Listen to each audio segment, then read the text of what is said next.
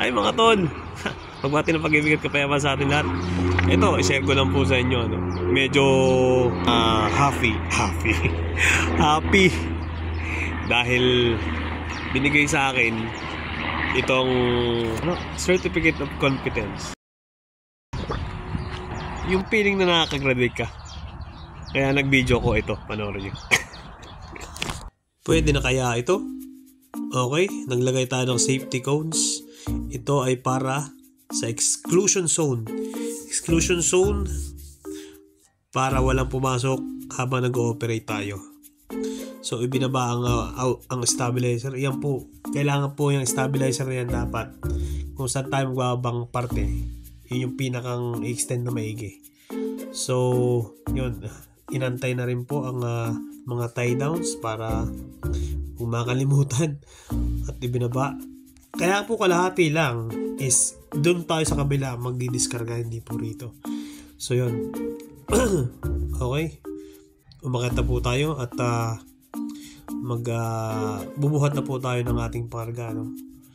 So ang pangarga po natin dyan is mga flashing saka gutter.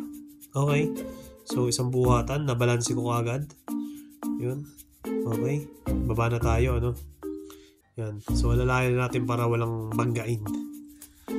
Okay, so yun. Ganun lang, ano, pagkakala mo kasimple pero mahirap po yan. So ito po, ito naman isang to ay kakarga natin sa truck kasi mali po yung nakuha ng kliyente namin na Regis. So ibabalik po natin sa factory ito. So yun, kailangan po nakasentro talaga para balance, ano. Yan. So yun, hindi balance, so kaya adjust po natin. So yun, okay. Sabihin nyo lang po kung anong mali ko dito, ano. Kasi alam ko may nakita rin akong mali pagkakamali ko dito. Dalawa na yung maling pagkakamali nakita ko, ano. So okay, so yan po. Yan. So yun, ano, at dahil basa ang ating lifting strap, isasampay po natin doon sa headboard. Okay, in-unlock po natin yung ating extension at inilock uli para ma-park po natin ang ating crane, ano, sa likod. Yun, ganyan po ang pagpapark ng crane, ano. So ganyan lang po. Okay, so nakapark na po siya.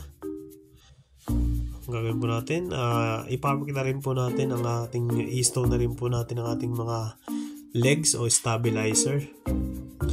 At wag nyo pong kakalimutan yung pad, stabilizer pad, kasi napaka-importante niyan. Napaka-importante po yung kahoy na yan, pangkalsong yan. Okay, total nasa taas tayo, ibaba na rin po natin yung mga belt para matalian na natin yung ridges na kinarga natin, ano. Yan. Okay, tapos yung pad, huwag nyo kakalimutan. Double check, ikutan natin ang truck at para pagbiyahe walang nakalimutan, ano.